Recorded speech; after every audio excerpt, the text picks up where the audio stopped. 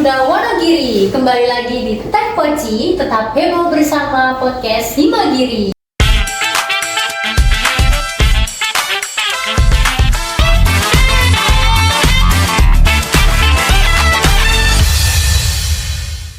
Nah, di episode kita kali ini itu akan bahas tentang solid bersama Himagiri. Nah, itu tentang cerita ketua umum baru, guys. Nah, sebelumnya kenalin aku Cindy selaku host Tepoci kali ini. Oke, sebelum kita ngobrol lebih jauh nih, boleh nggak sih Mbak Aisyah tuh kayak perkenalan diri terlebih dahulu tentang diri Mbak Aisyah sendiri nih yang sangat amat wow. Wow banget nggak tuh? Boleh banget ya, aku memperkenalkan diri sedikit. Namaku Aisyah Nurul Dia, biasa dipanggil Aisyah, dan di Himagiri ini saya diamanahkan sebagai Ketua Umum Himagiri periode 2026-2027. Begitu.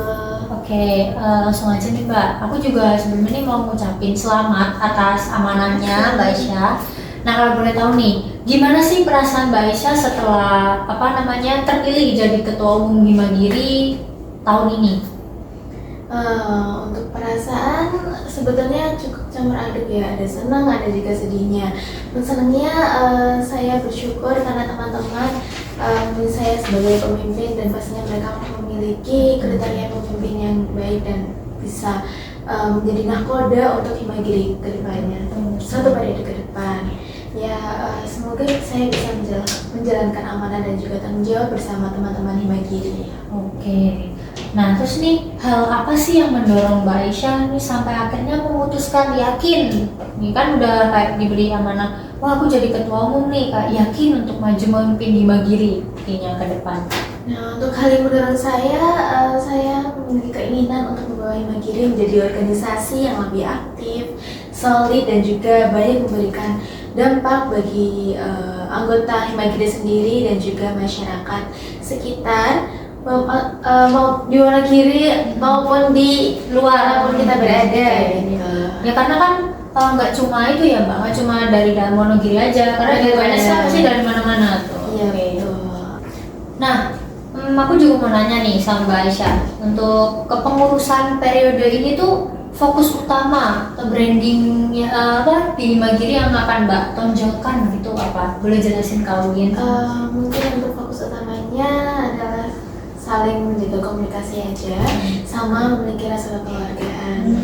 Karena untuk menjalankan program kerja itu pastinya juga butuh ruang yang nyaman juga ya, untuk berkoordinasi, komunikasi antara satu sama lain begitu. Tapi mungkin kadang itu ya Mbak, kayak ada yang kayak nyepelein informasi mungkin di grup-grup gitu, atau misalnya kalau biasanya kan di chat-chat gitu kayak apaan sih cuma dilewatin gitu, itu gimana sih caranya? Mungkin kayak maksudnya ya udah nanti juga maksudnya lain itu nanti dievaluasi pas ketemu langsung gitu atau gimana? Nah, biasanya itu juga salah satu struggle ya di organisasi kita. Nah, mungkin untuk mengatasi hal tersebut itu kita harus melakukan pendekatan sama benar banget pribadi tersebut. Nah, aku juga mau nanya nih, kalau kan melihat kepengurusan sebelumnya nih Mbak nih, menurut Mbak tuh apa sih yang perlu diperbaiki biar Himagiri tahun ini tuh kayak lebih josjis, lebih bagus gitu? Oke, mungkin untuk mulai dari kepengurusan kemarin, pasti setiap kepengurusan itu memiliki evaluasi tersendiri ya. Nah, mungkin untuk hal yang masih bisa diperbaiki adalah konsistensi komunikasi dan koordinasi antar bidangnya, supaya program kerja itu bisa lebih maksimal dan juga terarah ketika dijalankan. Oke, kayak menurut Mbak Aisyah nih, organisasi yang kuat terus menurut itu kan pasti kayak nggak luput dari kriteria tertentu gitu ya. Nah, itu tuh gimana sih langkah dari Mbak Ai sendiri buat maksudnya organisasi yang kuat dan sehat itu tadi, terus menciptakan kayak ruangan yang nyaman, aman, sama agar solid gitu. Gimana ya? Maksudnya langkah gitu kayak dari Mbak Ai sendiri gitu mungkin yang bisa dilakukan di organisasi. Nah, untuk organisasi ini kan pasti kan ada dalam bidang itu tuh pasti ada staff-staffnya begitu ya. Betul. Nah, itu mungkin bisa saling mengingatkan aja, saling mengajak satu sama lain. Karena apa? Karena biasanya seseorang yang kurang aktif dalam berorganisasi itu ketika ada temennya yang mengajak untuk berangkat, ayo ini berangkat ini berangkat ini berangkat ini, itu biasanya orang tersebut bergerak, ya bergerak untuk dirinya berangkat dan juga mengikuti program kerja tersebut. Apalagi biasanya yang itu apa istilah zaman sekarang sefrekuensi, sefrekuensi itu pasti biasanya langsung gas langsung gitu.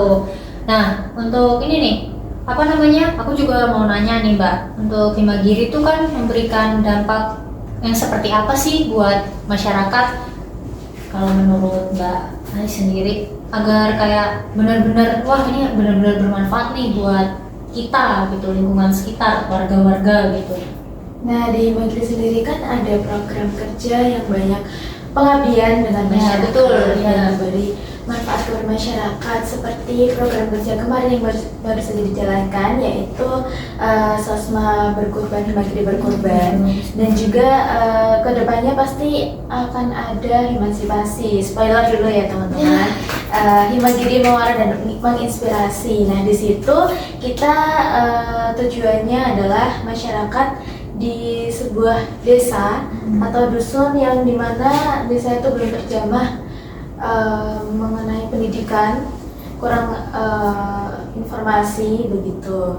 Jadi kita nggak berdampak sama masyarakat, contohnya seperti bapak-bapak dan ibu-ibu saja, tapi juga kepada adik-adik yang kurang pendidikan dan belum sekolahnya itu maksudnya belum kayak maksudnya memadai, kurang memadai gitu maksudnya. Kurang memadai. Jadi dapat insight dari apa tadi, emansipasi. Kayaknya itu kalau nggak salah proker apa? Hubes atau apa nih? Sosma. Oh iya Sosma guys, oke dulu lupa lagi, padahal saya Himagiri. Oh ya langsung aja nih Mbak nih, kalau misalnya nih ada miskom antar anggota gitu ya, itu kayak cara mengatasinya tuh gimana untuk mencegah itu? Waduh. Sering nih biasanya nih, ini sering banget. Ini mungkin lebih ditingkatkan koordinasinya aja ya, karena sekecil apapun itu, sekecil kita melakukan apapun itu pasti juga ada miskomunikasinya. Betul. Nah jadi untuk koordinasinya kita lebih meningkatkan, menjaga, dan lebih mempertanggungjawabkan ketika melaksanakan itu. Karena apa? Karena dampak dari miskomunikasi itu juga sangat luar biasa sekali ya, sekecil apapun itu.